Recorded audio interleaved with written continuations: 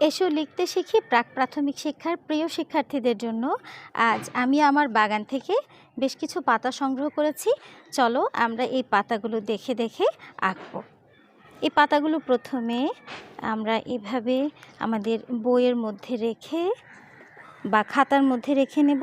তারপর পাতাটা ফেলে পাতার চারিদিকে আমরা আমাদের পেন্সিল, কলম বা রং পেন্সিল ঘুরিয়ে পাতা এঁকে নিতে পারি।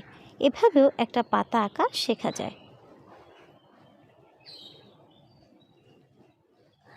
এবার পাতাটাকে দেখে দেখে এই পাতাটা একটু এরকম হবে।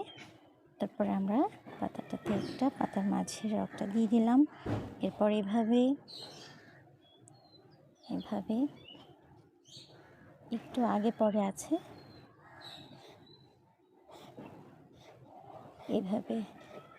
এভাবে করে বড়দের সহযোগিতা নিয়ে আমরা গাছের পাতা এঁকে ফেলতে পারি। আর তার সাথে যদি তোমার কাছে বেশ কিছু রং থাকে তাহলে তো কোনো কথাই নেই, এভাবে বাসায় বড়দের সহযোগিতা নিয়ে পাতা রং করে ফেলবে।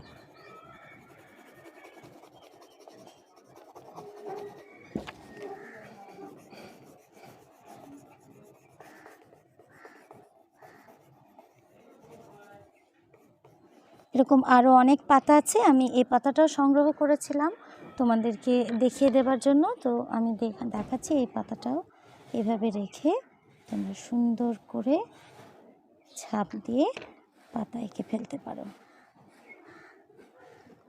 তারপর মাঝে একটা দাগ দিয়ে দিলাম।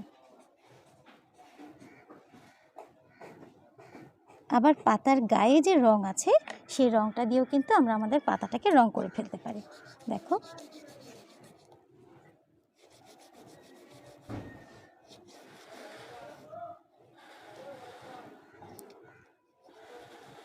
মায়ের সহযোগিতা নিয়ে বা বাসায় বড়দের সহযোগিতা নিয়ে সুন্দরভাবে পাতা এঁকে এভাবে গাছের পাতা দিয়েও তোমরা রং করে ফেলতে পারো পাতা।